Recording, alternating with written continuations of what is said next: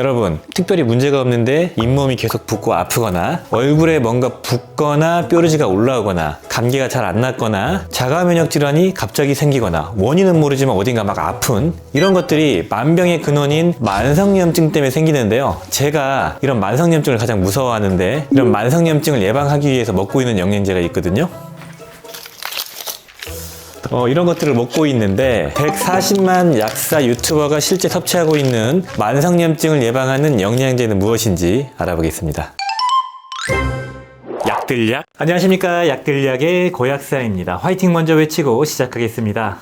화이팅. 자, 오늘 영상은 제가 140만 약사 유튜버가 부끄럽지만 만성염증을 예방하기 위해서, 만성염증을 누르기 위해서 실제로 섭취하고 있는 영양제 구성을 말씀드리겠습니다. 만성염증에 대해서 많이 말씀을 드렸었는데 제가 한 2, 3년 전까지만 해도 만성염증 말씀을 드렸는데 좀 식상해진 것 같아가지고 한동안 말씀을 안 드렸다가 최근에 또 문의가 많으시더라고요. 만성염증 뭘 먹냐? 특히 인스타에서 만성염증에 대한 컨텐츠를 제가 풀었더니 이제 릴스를 좀 하거든요. 인스타에서 플레이를 하고 있어요. 만성염증 이런 신호들. 근데 거기에서 되게 뷰도 많이 나오고 질문도 많으셨습니다. 그래서 만성염증에 대해서 한번 정리를 해야겠다라는 생각을 했어요. 유튜브 영상에서 좀 디테일하게 풀어서 설명을 드려야겠다. 그리고 우리 가독자님들도 만성염증에 대해서 최근에 말씀드린 적이 없기 때문에, 그리고 실제로 먹고 있는 영양제를 말씀드린 적이 없기 때문에 한번 말씀을 드려야겠다라는 차원으로 시작을 합니다. 만성염증은 제가 가장 무서워하고 누르고 싶은 몸의 신호입니다. 그 만성염증과 일반 염증의 차이는 제 영상을 오랫동안 봐오신 가독자님들은 많이 아실 건데, 제가 1년 사이에 가독자님들이 많이 늘었기 때문에 다시 한번 말씀을 드릴게요. 염증이라 함은 우리 몸이 외부의 어떤 세균이나 바이러스 그리고 자극에 대해서 우리 몸을 보호하는 그런 작용입니다. 이 염증 반응이 급성염증, 만성염증 두 가지로 나눠진다고 말씀을 드렸었죠. 급성염증은 외부에 균이 감염되거나 아니면 외부로부터 어떤 자극이 생겼을 때 그런 염증이 급성염증입니다. 예를 들어서 어디 가다가 싹 긁혀가지고 피가 났을 때 빨갛게 부어오르고 통증이 있는 게 바로 급성염증. 그리고 감기 바이러스에 감염돼서 감기로 목이 붓고 아플 때, 열날 때, 이런 게 급성염증이고요. 만성염증은 이렇게 빠르게 나타나는 염증이 아니고 보통 수개월에서 수년 동안 우리 몸에서 염증이 약하게 오랫동안 지속되는 게 바로 만성염증입니다. 이 만성염증과 급성염증을 어떻게 비유를 했냐면은 제가 이렇게 말씀을 드렸었죠. 신문지 같은 거, 기름 먹은 신문지를 불을 확 붙여서 확 타오르는 게 급성염증. 그리고 약하게 장작불 같은 게 서서히 오랫동안 타는 게 바로 만성염증이다, 이렇게 말씀을 드렸습니다. 그래서 급성염증 같은 경우는 우리 몸에 확 티가 나기 때문에 막 아프잖아요. 그러니까 뭐가 약을 먹어야겠다, 그리고 치료를 해야겠다라는 걸 알 수가 있는데, 만성염증은 티가 안 나요. 그래서 알 수가 없습니다. 이거는 병원에서 검사를 할 수 있는 방법도 아니기 때문에 알 수가 없는 것이죠. 미국에 있는 병원들이나 일부 기능의학 병원에서는 검사를 할 수 있는 걸로 알고 있는데, 대부분 병원에서는 이 만성염증을 알 수가 없습니다. 자, 그렇다면 이런 만성염증은 왜 생기는가? 거기도 알아야겠죠. 일반적으로 만성염증이 생기는 원인은 오메가3랑 오메가6, 그러니까 좋은 불포화지방산과 나쁜 불포화지방산의 비율이 깨지면서 발생이 될 수가 있는 거고, 우리 몸의 인슐린 저항성 때문에 생기기도 합니다. 그래서 당수치가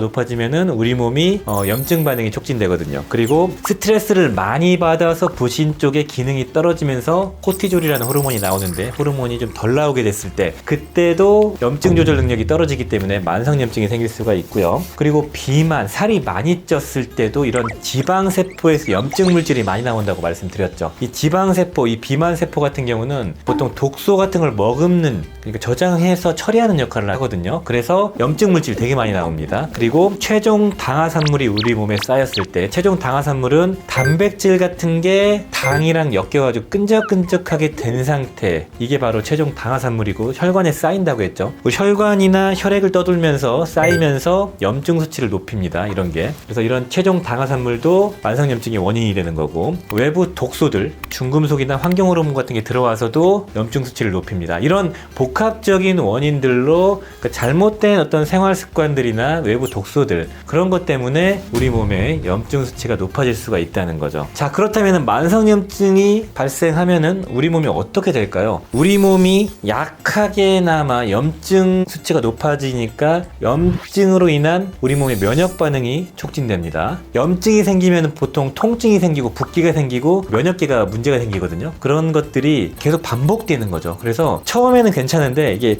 몇 개월, 몇 년, 10수년, 20년 이렇게 쌓이면서 점점 약한 부위가 틀어지는 겁니다. 그래서 원인 모를 붓기, 통증, 병원에서 검사해봐도 검사 결과 아무 이상이 없다고 하는데 나는 아파. 이런 게 만성염증 때문일 수가 있는 거고요. 그리고 대표적인 게 뭐 치주염, 잇몸이 계속 붓는데 병원 가봐도 그냥 컨디션이 안 좋아서 붓는 겁니다. 이렇게 얘기하는 경우도 만성염증 때문일 수 있는 거고, 그리고 림프선 같은 게 붓고, 그리고 많이 피곤하고 막 컨디션이 막 다운되고 이런 것도 만성염증 때문일 수도 있는 거고요. 그리고 더 나아가서는 혈관 염증이 생기고 면역계가 과항진되면서 죽상동맥경화 같은 심근경색이나 어떤 심혈관 질환이 생길 수도 있는 겁니다. 그리고 체력 소모가 커집니다. 면역계가 활성화가 될 때 우리 몸에서 많은 열을 내고 일을 하기 때문에 체력이 떨어져요. 그리고 면역력은 오히려 소진됩니다. 그래서 감기에 잘 걸리고 어떤 감염이 잘 생기고요. 그리고 면역계가 과항진되어 있기 때문에 알러지 반응이나 아토피 같은 면역계 이상 반응이 생기고요. 신경계에도 문제가 생겨서 우울증이나 수면장애 같은 것도 발생될 수 있고, 여기서 더 심해지면은 류마티스, 루푸스, 크론시병 이런 자가면역 질환 같은 게 생깁니다. 그리고 더 나아가서는 암도 유발할 수가 있죠. 암이라는 거는 암세포가 우리 몸에 평소에 정상인들도 뭐 몇백 개씩 생깁니다. 그걸 암을 죽이는 면역세포가 그 NK세포 같은 게 가서 죽여야 돼요. 암세포를 죽여야 되는데 면역계가 문제가 생기면 잘 못 죽이겠죠. 그러면서 암이 생기는 거예요. 그래서 암까지 발생될 수 있는 게 바로 만성염증 때문이고요. 이런 만성염증을 조절하는 거는 바로 영양제가 탁월하게 작용을 할 수가 있어요. 뭐 만성염증을 어떻게 영양제로 그러니 약을 먹어야지, 약을 복용해 병원 가, 이렇게 얘기할 수 있겠지만 이런 염증을 조절하는 약이 무엇이 있을까요? 약은 딱 세 가지 정도로 봅니다. 첫 번째 소염진통제, 두 번째 스테로이드, 세 번째 면역 억제제. 이 세 가지밖에 없는데 이거 대단히 독한 약들입니다. 오래 복용 못해요. 말씀드린 것처럼 만성염증은 단기간 일주일, 2주일, 뭐 한 달, 2달 먹는 게 아니고 몇 년 동안 지속된 거기 때문에 몇 년 동안 관리를 해야 되는데 약을 어떻게 이런 걸 몇 년 동안 먹습니까? 불가능하죠. 따라서 만성염증을 조절할 때는 이런 항염증 작용이 있는 가장 검증되어 있는 영양제들이 탁월한 힘을 보여준다는 겁니다. 그래서 이런 만성염증을 조절할 때는 영양제가 대단히 유효할 수가 있습니다. 실제로 그런 만성염증 증상들이 있는 분들이 상담을 와서 병원에서는 몸이 아파 죽겠다는데 해줄 수 있는 게 없대요. 그냥 진통제만 처방을 하는 거죠. 근데 원인은 모르겠지만 계속 아프고 본인은 계속 몸이 붓는데, 그래서 이 만성염증을 조절하는 영양제 조합을 제가 해드렸을 때 극적인 도움을 받는 분들이 많았습니다. 제 자랑은 아니고요. 그냥 그렇다는 겁니다. 자, 그렇다면은 만성염증을 조절하기 위해서 고약사, 너는 어떤 영양제를 먹고 있니? 서론이 길었던 이유 죄송하고요. 영양제부터 말씀드리고 싶었는데 오랜만에 만성염증을 다시 한번 상기시키는 차원에서 말씀을 드렸습니다. 자, 제가 만성염증을 조절하기 위해서 복용하고 있는 영양제를 말씀드리겠습니다.